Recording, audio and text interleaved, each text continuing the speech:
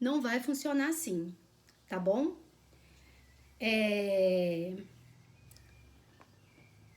Eu falei também na coesão, eu falei sobre anáfora, catáfora, não falei? E mandei foto do caderno. Sim. Então tá. Então agora eu vou falar com vocês uma coisa da coesão, depois eu posso até mandar foto para vocês. Só relembrando isso, retomando, de quando a gente vai falar sobre uma repetição. Quando vocês acham que um texto, que um termo, que uma expressão, ou até mesmo uma sentença inteira no texto pode se repetir, ou não pode se repetir nunca, o que vocês acham?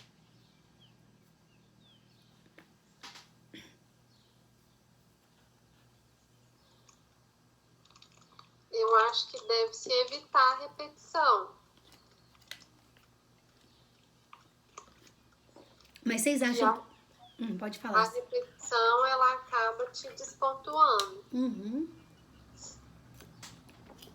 Mas será que existe alguma forma, algum cenário em que a repetição não é considerada como um erro no texto?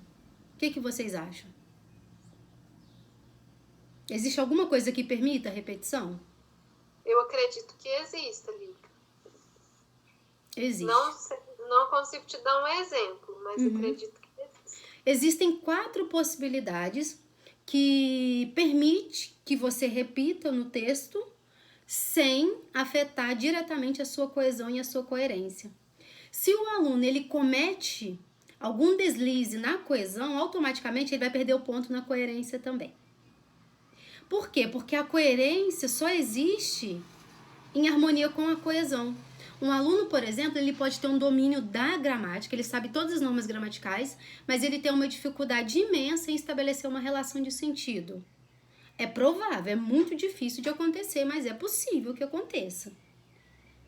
Assim como pode acontecer também de um aluno ser muito bem articulado, ser muito coerente no seu texto, ele consegue manter uma posição do início ao fim, porém, a gramática dele é péssima. É mais fácil um aluno ser bem articulado, ter argumentação sólida e não ter domínio da gramática que o contrário. Entende? Então, quando eu cobro de vocês na redação coesão e coerência, e aí vocês olham lá, nossa, mas por que eu não tirei 200 a nota máxima? Ou por que eu não tirei 5 a nota máxima? Isso porque eu ainda não corrijo o texto de vocês tirando décimos. Eu corrijo o texto, tipo assim, de uma maneira proporcional. Porque a cada palavra escrita erroneamente, você perde um ponto, tanto na coesão, uma quantidade, né, de pontuação, tanto na coesão quanto na coerência. E para poder evitar essa perda, não queremos perder pontos, a gente precisa saber quais são as ferramentas que a gente tem na língua portuguesa, na gramática, que nos ajuda a dissertar sobre um assunto de maneira segura. Quando, por exemplo, que a repetição num texto não é considerada um erro, tem a recorrência dos termos. O que é isso? É quando eu uso a mesma expressão algumas vezes ao longo do meu texto. E aí eu tenho 4 motivos para poder usar essa mesma expressão. Eu posso usar para enfatizar a informação, para fortalecer a informação que já foi dita. Aí eu repito a fim de... Sabe quando você está pregando um martelo? Ou um prego? Você prega e não bate uma vez só. Você bate até sentir que ele está firme. Então, nesse contexto, um termo pode se repetir, ele pode recorrer no texto se tiver a intenção de enfatizar. Aí essa intenção tem que ficar bem clara. Exemplo. Tinha pouco dinheiro e poucos direitos. Pouco e poucos é a mesma palavra. Um no singular e outro no plural. Nesse contexto, não está considerada como um erro porque está enfatizando uma informação que foi retirada de um texto. A gente está falando de um texto que é uma biografia do Nelson Mandela. Eu vou mandar foto dessa explicação para vocês. É da apostila de uma das turmas que eu trabalho.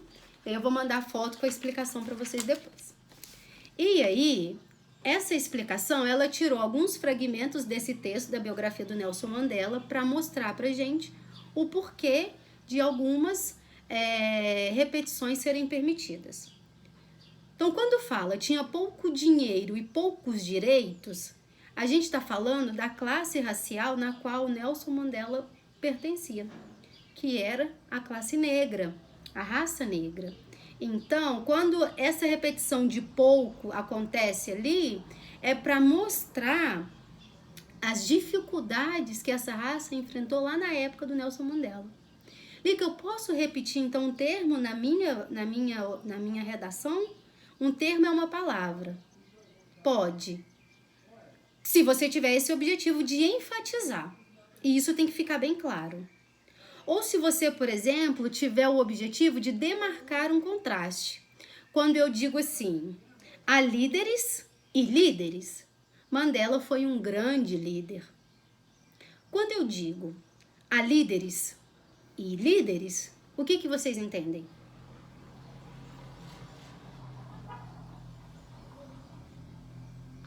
Que há líderes bons e líderes medianos. Posso usar isso no texto? Sim. Imagina, por exemplo, que o tema fosse, não vai ser, né? Dificilmente seria, o modelo de governo atual. E aí você quer se referir aos líderes políticos da atualidade. Você pode usar essa expressão? Há líderes e líderes. Infelizmente, o da atualidade não atende às expectativas. Essa sentença está errada? Não. Não. Porque você está demarcando o contraste. Ao invés de colocar palavras opostas, você usa a mesma palavra, só que na construção de sentido, cada uma tem uma significação diferente. Elas apresentam essa oposição. Então, nesse sentido, você pode repetir a mesma expressão, o mesmo termo, que não tem problema, você está demarcando o contraste. Imagina, por exemplo, que o tema fosse alguma coisa relacionada à polícia. Aí você poderia dizer, existe a corrupção dentro da profissão, sei lá. Aí você poderia dizer, existem policiais e policiais, e ao longo da sua sequência você vai demonstrar a oposição existente entre o grupo 1 e o grupo 2 de policiais, tá bom? Mônica, no primeiro exemplo, tinha pouco dinheiro e poucos direitos. Eu poderia colocar, para não repetir nesse caso, tinha pouco dinheiro e menos ainda direitos? Podia. Ou mudaria o sentido da frase? Não mudaria. Não mudaria. Poderia ser, tinha pouco dinheiro e menos direitos. Podia ser, tinha pouco dinheiro e quase nenhum direito. Não tem problema. O sentido é o mesmo, não feriu. No entanto, essa repetição, ela é permitida. Essa repetição vocês podem fazer conscientes de que não perderão por isso. Tá bom? E aí essa repetição, ela entra em que aspecto? Ela tá aqui porque ela quer enfatizar mesmo. Ela poderia encontrar sinônimos, mas ela quer tanto enfatizar que ela não quer sinônimo, ela quer exatamente a mesma palavra. Que vai na mesma intensidade, entendeu? Entendi. Tá. O outro exemplo de outra faceta da repetição que a gente pode usar é quando a gente fala assim, sugerir uma correção. Por exemplo, diz assim, o exemplo diz, a frase. O governante disse que enormes esforços estavam sendo feitos para melhorar a condição de vida dos menos afortunados. Ponto final. Próxima sentença, enormes. Lá no começo, eu disse na sentença que o governante falou que foram feitos enormes esforços para poder melhorar a condição das pessoas que têm menos. Pronto. E aí, a fim de sugerir uma correção, até mesmo uma reflexão, eu uso a mesma palavra, enormes. Quando a gente faz esse questionamento ou essa repetição, a gente está, na verdade, sugerindo uma correção.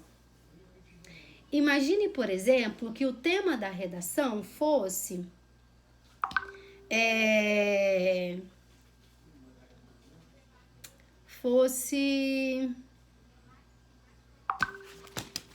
não para de chegar mensagem, é aluno entregando atividade. Fosse a intolerância às minorias sociais no Brasil atual. Imagina que fosse esse tema, a intolerância às minorias sociais.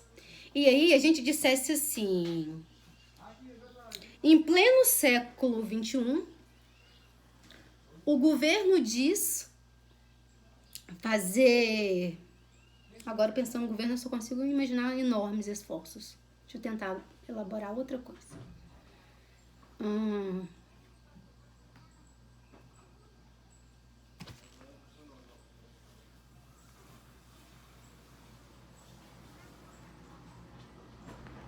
Me ajuda a pensar num exemplo, gente? Num outro exemplo, sem ser esse, dos enormes. Pegada apostila.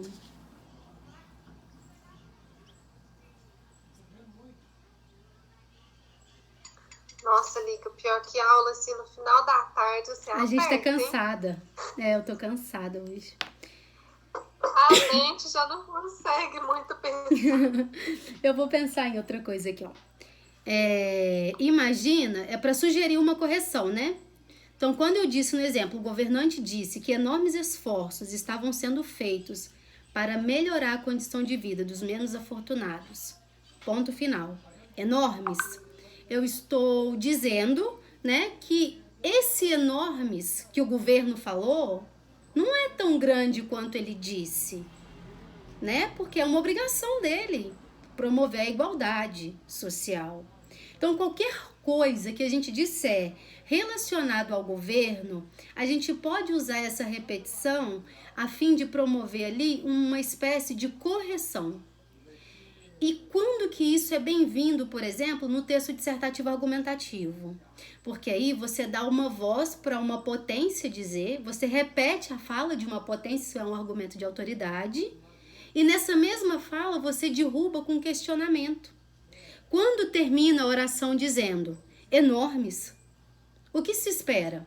Que ao longo do texto seja justificado o porquê que esse enormes esforços não são tão grandes assim, já que igualdade social é um direito de todo ser humano. Então, não importa o tema, a gente sempre pode, de uma maneira inteligente, arquitetar uma oportunidade para fazer essa repetição a fim de sugerir uma correção, ou até mesmo chamar a atenção do leitor. Às vezes o leitor do seu texto, ele tá assim, imagina que o assunto seja depressão e suicídio na adolescência. E aí a gente vai falar assim, o governo disse...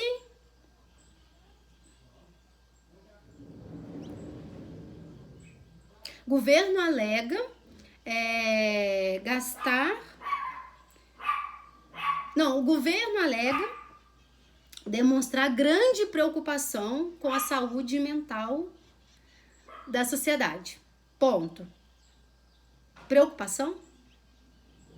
E aí você vem explicar no seu texto como que essa sentença do governo ela está contraditória. Ele diz que se preocupa quando, na verdade, não oferece cuidado, atendimento, não oferece programas sociais fortes o bastante para poder promover a proteção mental dos nossos jovens e adolescentes. Então, você pode fazer esse jogo no seu texto. Lica, eu me sinto insegura porque eu já tenho uma tendência a repetir. Então, não sei se trabalhar com repetição é uma boa para mim. Isso é muito pessoal. Vocês que decidem. Eu só vou saber até que ponto vocês conseguem trabalhar com essa repetição de maneira consciente depois que eu der essa explicação e ler o novo texto de vocês. Porque a partir de agora, toda e qualquer repetição, se antes ela era lida com atenção, agora ela vai ser lida com uma atenção redobrada, porque vocês já vão saber as 4 possibilidades de repetir um termo, uma palavra. E aí eu vou conseguir perceber, não, a Cíntia repetiu essa palavra porque ela lembrou, ela aprendeu agora que ela pode repetir essa palavra para enfatizar uma informação, para demarcar um contraste, para sugerir uma correção e, por fim, para quantificar. Quando que eu uso uma expressão com o objetivo de quantificar? Quando eu quero mostrar mesmo quantidade. Por exemplo, Mandela passou noites e mais noites sem dormir. Quando eu digo mais noites e mais noites, eu estou mostrando, por exemplo, uma vida, um período da vida em que não foi curto, foram 2 ou 3 noites, foram inúmeras noites. Foi durante todo o tempo que Mandela demorou para poder se formar em direito, num curso que ele fazia à distância. Mandela morava num subúrbio que não tinha água, não tinha luz, não tinha aquecimento, não tinha nada. Ele estudava à noite à luz de velas. Ele mal tinha dinheiro para pagar o aluguel, as despesas da casa e para comprar as tantas velas que ele gastava estudando a noite inteira direito para ele poder se formar. E aí, quando eu falo que ele passou noites e mais noites e mais noites, eu poderia ter evitado essa repetição dizendo: Mandela passou inúmeras noites sem dormir. Mandela passou incontáveis noites sem dormir. Eu posso usar qualquer advérbio de intensidade nessa sentença para manter o sentido da oração. No entanto, eu tenho 2 opções. Eu uso um advérbio de intensidade que justifica, completa meu sentido, ou eu posso repetir os termos para mostrar esse período. Não foi um período curto. E aí o leitor, ele tem essa noção. À medida que ele vai repetindo, ele percebe que é um processo. E esse processo não foi curto. Então, para repetir uma mesma palavra, um mesmo termo, a gente tem essas 4 possibilidades. Tá bom? Até aqui, tá claro para vocês? Meninas. Ô, Nick, eu quero trazer para minha situação, né? Porque eu ainda peco muito nas repetições. E, assim, eu me vejo trabalhando com essas informações que você deu. E aí, para o meu texto, mesmo eu pecando com as minhas repetições, é indicado nesse sentido trabalhar com elas? Então, se você tem essa consciência, essa maturidade em relação à inclinação que você tem para repetir, o que você pode fazer? Você pode usar essa ferramenta a seu favor. Eu já tenho a tendência a repetir nos meus textos, então eu vou tentar agora fazer essa repetição de uma maneira consciente e inteligente. A gramática me deixa repetir. Eu preciso repetir de acordo com o que a gramática permite, para não perder ponto em coesão nem coerência. Entendeu? Entendi. Porque para uma pessoa que já tem o hábito de repetir, ela não percebe, é um vício. É difícil acabar com esse vício. É um processo bem longo. Não sei se teremos tempo para tudo isso. No entanto, o que a gente pode fazer a fim de melhorar essa questão do vício? A gente usa outra ferramenta. Quando uma pessoa, por exemplo, é usuário de droga e ela está fazendo tratamento, não tira a droga dela toda de uma vez. Vai fazendo substituição até conseguir chegar no nível, né? Ela vai sendo medicada, são outras drogas, para que ela possa chegar no estágio em que o organismo dela consiga continuar a partir dali. Um vício linguístico é a mesma coisa. Se eu tenho um vício linguístico, se eu tenho um vício de escrita ou modelo já fixo na minha mente, eu só consigo melhorar isso exercitando. E eu posso exercitar esse vício inicialmente usando essas ferramentas. Entendeu? Porque aí você não vai perder ponto. Até o desafio dessa semana, depois que eu passar a proposta de redação, é vocês observarem, assim que acabar de escrever o texto, leia ele antes de me enviar e note se aquelas repetições tiveram algum fundamento. Se vocês encontraram um fundamento, vocês vão circular a repetição e vão dizer: eu repeti aqui, aí você repetiu. Por que você repetiu? Porque você queria enfatizar a informação, queria demarcar um contraste, sugerir uma correção ou quantificar o seu texto. Sequenciar, por assim dizer. Se for um desses motivos, você só circula as palavras e fala: enfatizar, contraste, correção ou quantificar. Vai ficar mais fácil depois que eu mandar foto da explicação para vocês. Que aí vocês vão ver com os exemplos. Isso eu falei sobre termos, expressões bem pequenas, bem curtas. Agora existe a recorrência de estruturas. Eu acho que eu já expliquei. Não expliquei não. Que chama paralelismo. O que é uma recorrência de estruturas? É quando você pega palavras diferentes, porém do mesmo campo semântico. Exemplo: colocados de lado, ignorados pelos governantes, abandonados à própria sorte. Olha que sentença cabível a toda e qualquer temática social.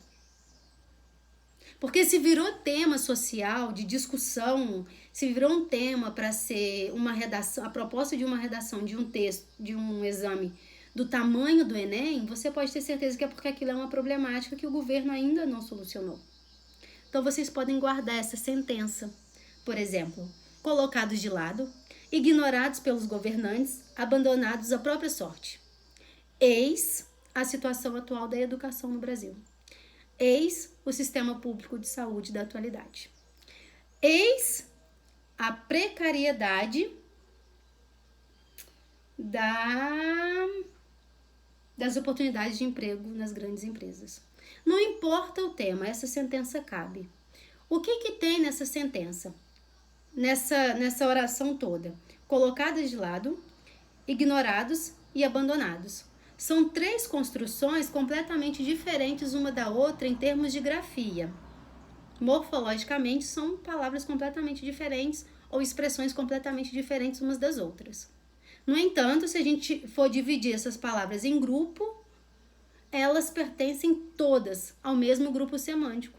Todas elas equivalem a abandono, a descaso, a desfavor, a deixar de lado, a ignorar, a não ver, a não se preocupar.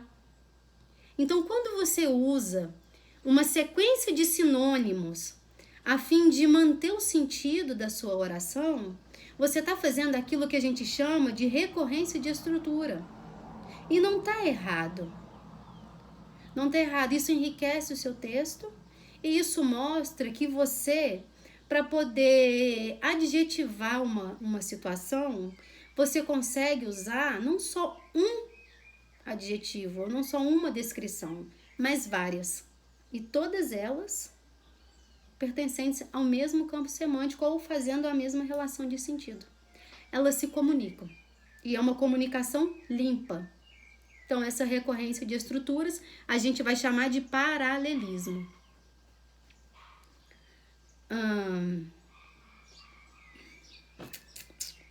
Foi. Dúvidas nessa?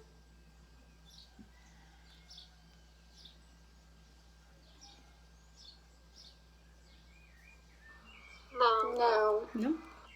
Então vamos lá. A paráfrase eu já expliquei, que é quando a recorrência ela é feita no emprego de palavras, né, que são totalmente diferentes, mas têm um sentido próximo, e a união de sentido entre essas expressões é feita com articuladores, com preposições ou com conjunções. Eu já expliquei a paráfrase para vocês, eu já dei até exemplo. Eu acho. Não. Expliquei catáfora. Como que uma paráfrase acontece? Ela acontece quando, por exemplo, eu quero falar sobre um assunto e aí eu uso palavras completamente diferentes, que os sentidos se aproximam, mas por ser uma sentença um pouco maior, mais longa, eu preciso fazer uma ponte para unir as informações. O exemplo diz assim, ó: os negros viviam em townships, isto é, distritos em áreas urbanas habitadas apenas por cidadãos não brancos. Quando eu falo os negros viviam em townships, é uma comunidade específica. Aí eu uso a expressão isto é. Essa expressão é uma ponte que vai unir o sentido da oração que vier depois dela. E a oração é: distrito em áreas urbanas habitadas apenas por cidadãos não brancos. Essa alusão ou essa repetição vocês já cometem inconscientemente, e isso é ótimo.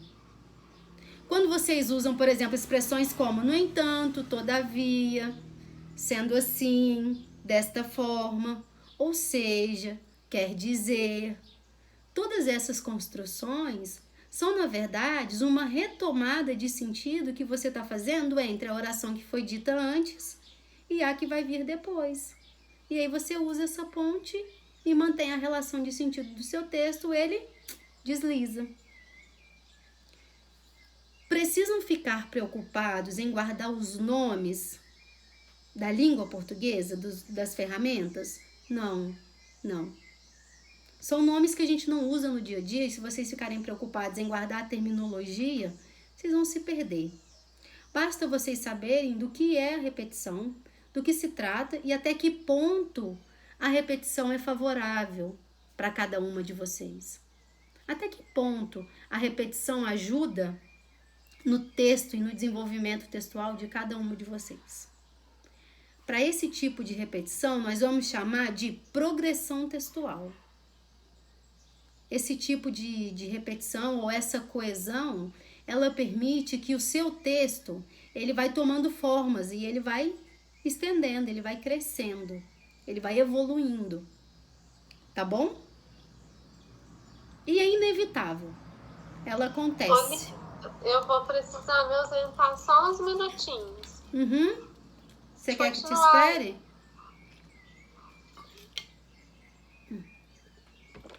Saiu. Dito isso, Maria Fernanda, você tá bem quietinha hoje, amor. Eu tô cansada. Nossa, 2. Mas hoje eu tô feliz até. Hoje eu cumpri todas as minhas metas por enquanto. Eu também, mas eu tô cansada. Semana que vem vai ter folga do cursinho, né?